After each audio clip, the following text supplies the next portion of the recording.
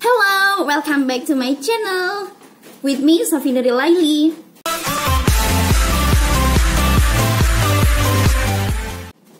Oke, kali ini saya akan menyelesaikan tugas presentasi dari filsafat pendidikan dan saya akan membahas tentang metode pendidikan.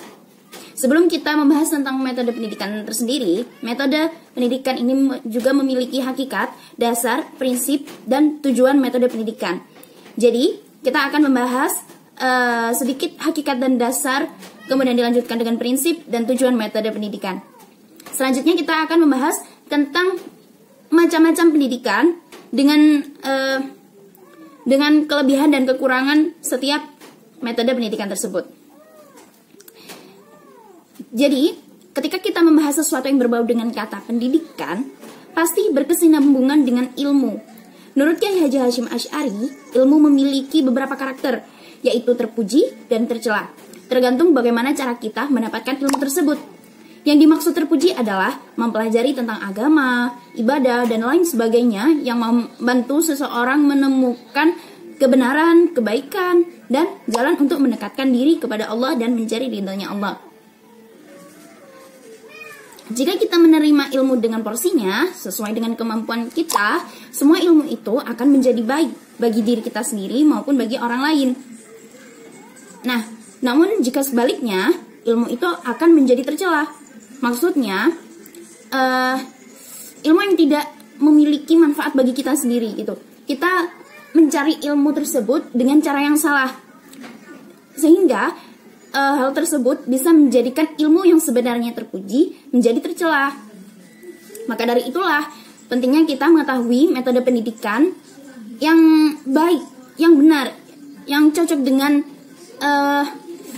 pendidikan umum maupun pendidikan Islam, agar ilmu yang kita dapatkan termasuk perbuatan yang terpuji. Sebelum kita bisa mengambil inti di atas sebagai prinsip metode pendidikan, salah satunya yaitu memudahkan murid untuk menerima ilmu. Harus tepat dalam sasaran, tepat dalam cara penyampaian, tepat dalam pelaksanaan, hingga tepat dalam tujuan. Nah, tujuan adanya metode sendiri, metode pendidikan ini adalah sebagai proses dan hasil belajar mengajar untuk mengamalkan ilmu yang telah dipelajari melalui teknik-teknik belajar agar menimbulkan gairah belajar dengan sangat mantap. Ini di dalam Indonesia ya. Departemen Agama ini memiliki prinsip agar kegiatan belajar mengajar bisa berjalan efektif di Indonesia. Yang pertama saya sebutkan singkat saja ya. Yang pertama yaitu memperhatikan kecenderungan peserta didik. Prinsip ini memberikan landasan bagi guru untuk memberikan kepada peserta didik bahwa ajaran yang sesuai dengan kapasitas yang dimiliki, seperti bakat, minat, kesiapan, dan lingkungan. Terus selanjutnya yaitu memanfaatkan aktivitas individual pelajar. Kemudian mendidik melalui permainan. Mendidik melalui permainan atau menjadikan permainan sebagai selingan metode pembelajaran. Selanjutnya yaitu menerapkan kebebasan yang rasional dalam proses belajar tanpa membebani pelajar dengan berbagai perintah atau larangan yang tidak mereka butuhkan. Jadi cukuplah pendidik itu memberikan peraturan yang membuat mereka itu menjadi lebih baik gitu. Kemudian memberi motivasi kepada para peserta didik untuk bertindak, bukan menekan, sehingga mereka bisa melakukannya dengan senang hati. Selanjutnya yaitu mengutamakan dunia anak, yang berarti mementingkan kepentingan mereka dengan mempersiapkan mereka untuk kehidupan ke depannya. Yang kemudian yaitu menciptakan semangat bekerja sama antara pendidik dengan pelajar, atau pelajar satu dengan pelajar lainnya, atau dengan pendidik dengan orang tua, seperti itu. Nah, selanjutnya yaitu memberi motivasi kepada pelajar untuk belajar mandiri serta memiliki sifat percaya diri untuk melakukan tugas belajar dan penelitian. Yang terakhir yaitu memanfaatkan segala indera pelajar, sebab pendidikan indrawi merupakan alat untuk menuju pendidikan intelektual. Nah, pada pada pembahasan selanjutnya, kita akan masuk dalam macam-macam metode pendidikan, tugas, dan fungsi metode pendidikan. Ketika kita sudah mengetahui hakikat, dasar, dan prinsip metode pendidikan, kita sudah bisa menerka-nerka apa yang harus dilakukan oleh pendidik terhadap pelajar melalui metode yang akan diterapkan. Dalam kehidupan, kita bisa menemukan berbagai macam jenis metode pembelajaran, baik yang disengaja maupun yang tidak disengaja. Yang disebut dengan sengaja, yaitu kita telah merencanakan apa yang akan dan harus dilakukan, serta akan mengetahui apa yang akan diperoleh setelah melakukan salah satu metodenya. Nah, jika tidak disengaja, itu contohnya ya, kayak seperti kita itu belajar berbicara ketika masih kecil. Nah, itu kan pembelajaran yang tidak disengaja. Emang itu pembelajaran pertama kita dalam kehidupan. Kita masuk dalam macam-macam metode pendidikan. Dari beberapa referensi metode pendidikan dan metode pendidikan Islam, saya menemukan 13 metode pendidikan. Yang pertama yaitu memberi penjelasan atau classification. Dalam metode ini, pendidik menjelaskan tentang materi yang diajarkan kepada pelajar dengan cara sesederhana mungkin, agar dapat diterima oleh pelajar dengan mudah. Pelajar hanya butuh mendengarkan dan memahami sebisa mungkin apa yang diajarkan oleh pendidik. Metode ini adalah metode yang paling sederhana dari yang lainnya. Dari sini, pelajar hanya mengamati dari apa yang mereka dengar. Biasanya, pendidik menyuruh pelajar untuk mencatat apa yang mereka pahami dan mereka dengar, agar di kemudian hari mereka bisa mempelajari materi yang telah mereka pelajari sebelumnya. Dan yang kedua, yaitu ini saya urutkan secara bertahap ya. Dan yang kedua yaitu membaca. Dari membaca, para pelajar bisa mengetahui ilmu apapun yang ingin mereka ketahui. Karena semakin banyak buku yang dibaca, semakin banyak pula pengetahuan yang diperoleh. Meskipun buku yang mereka baca adalah buku yang bertujuan untuk menghibur, seperti contoh cerpen, novel, atau membaca sekedar puisi, atau sajak-sajak yang lainnya. Dari setiap bacaan, itu pasti mengandung makna dan manfaat tersendiri. Seperti contoh ya, semisal kita membaca novel antara novel Islami dan novel percintaan itu memiliki karakteristik tersendiri. Jadi ketika pelajar ini membaca novel, mereka akan mendapatkan manfaat dari perbedaan karakteristik tulisan tersebut. Pelajar juga bisa mempelajari bagaimana cara kita untuk memulai menulis, bagaimana memahami dari bacaan, kan itu juga memiliki manfaat tersendiri. Banyak contoh pemuda Indonesia yang sudah membuktikan bahwa melalui membaca, mereka bisa mengubah dunia. Namun sayangnya, pada era digital kali ini, minat literasi di Indonesia sangat menurun drastis. Selalu suka dengan hal yang instan, sehingga mereka juga berpikir dengan yang instan, melakukan hal yang instan pula. Maka dari itu, para pendidik di era digital ini harus bisa mengamati, menganalisis, dan mencari jalan keluar permasalahan ini. Contohnya, dengan memadukan antara metode tradisional dengan metode modern. Yang ketiga, yaitu tanya jawab. Merupakan metode yang melakukan interaksi langsung antara pendidik dan pelajar. Dan ketika pelajar melontarkan pertanyaan, pendidik akan menjawab dengan pasti dari apa yang diketahui kepada pelajar. Kemudian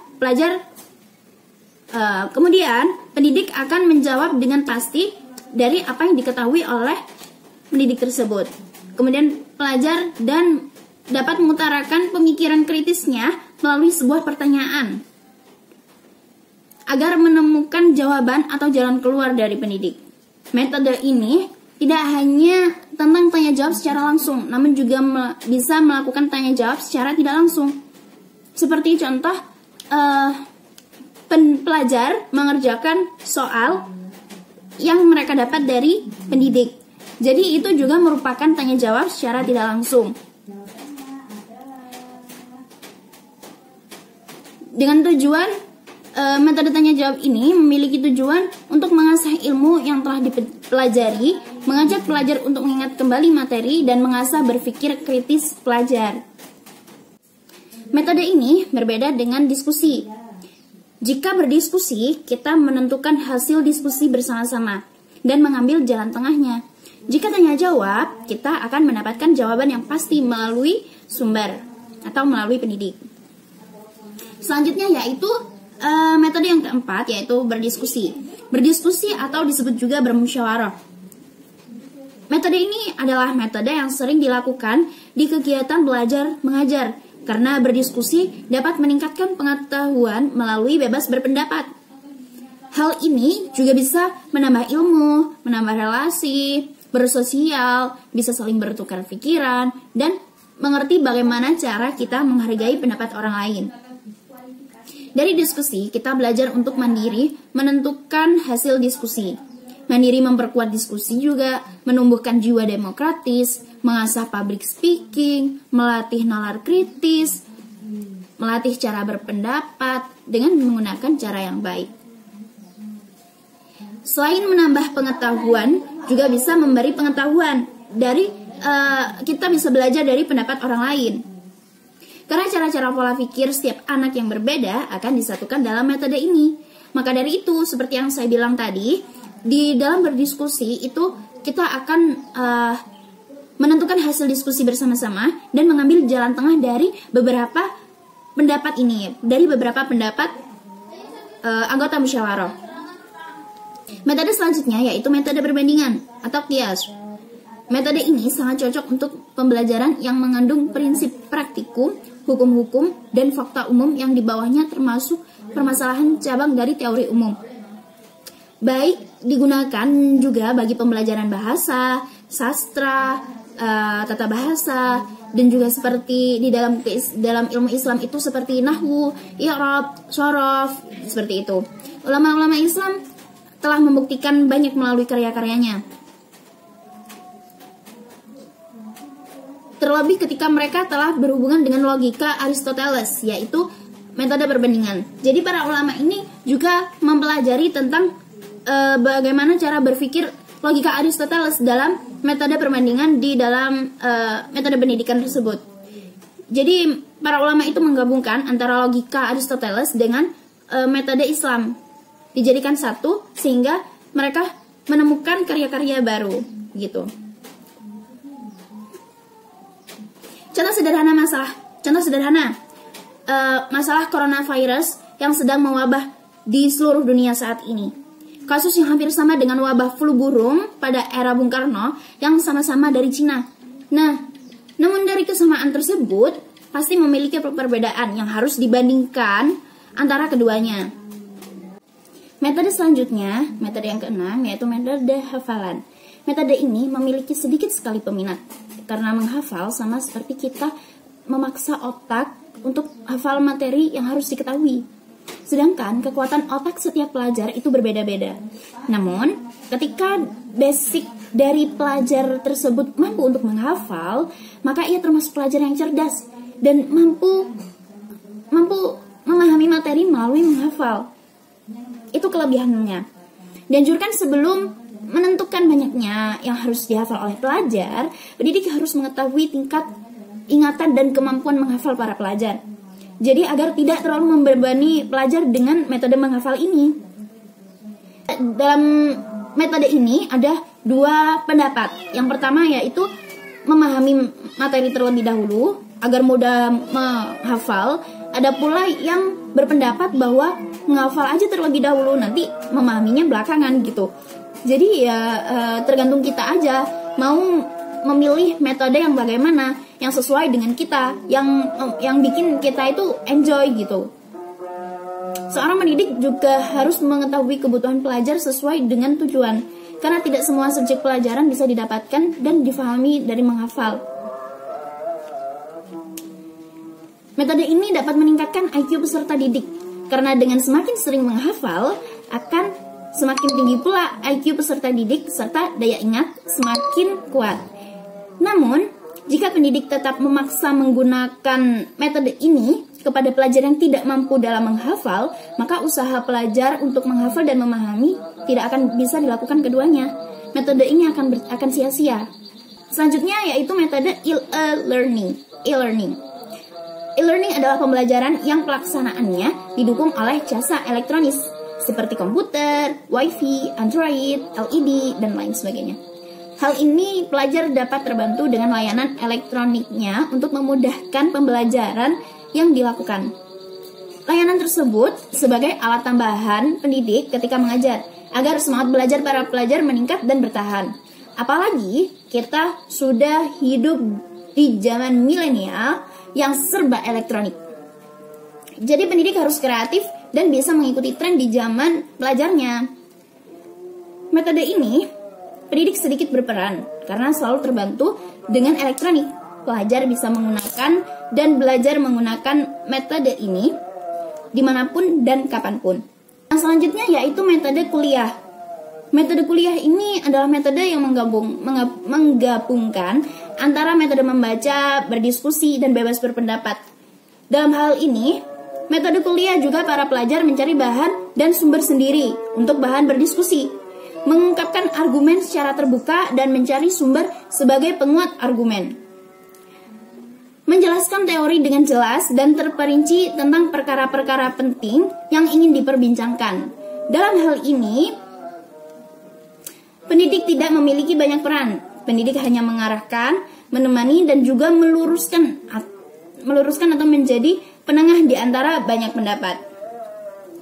Metode ini sangat bermanfaat untuk menghemat masa dan memberi peluang untuk menjangkau perjalanan jangka panjang dari kurikulum dan dapat mengutarakan pendapat secara teratur dan tersusun hingga akhir. Dan materi selanjutnya yaitu LOTS dan HOTS, LOTS dan HOTS.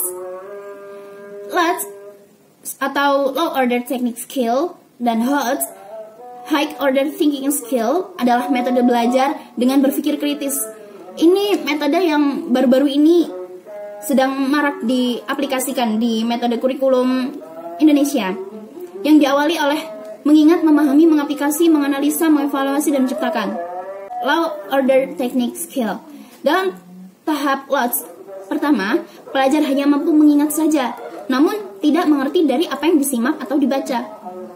Kemudian selanjutnya adalah ketika informasi dimengerti. Pelajar belum sampai pada tahap mengelola informasi, namun mereka sudah paham. Selanjutnya, pelajar diajak mengaplikasikan informasi atau data yang diterima sebelumnya itu. Jika pemahamannya tepat, maka akan mampu menerapkannya dengan tepat pula. Setelah itu, baru bisa memasuki tahap HOTS atau High Order Thinking Skill. Dalam tahap HOTS, yang pertama yaitu menganalisa, yang berarti pelajar sudah harus mempelajari dengan cermat, baik informasi maupun data yang disimak dan dibaca.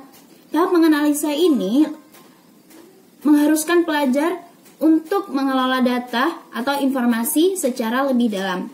Metode ini juga mengisyaratkan guru untuk perlu memiliki keterampilan menanya, agar pelajar terlatih untuk mempertanyakan data atau informasi yang dimiliki. Kemudian mereka akan menemukan banyak opsi. Mereka memerlukan data dan informasi yang lebih rinci dan lebih mendalam. Jika berhasil,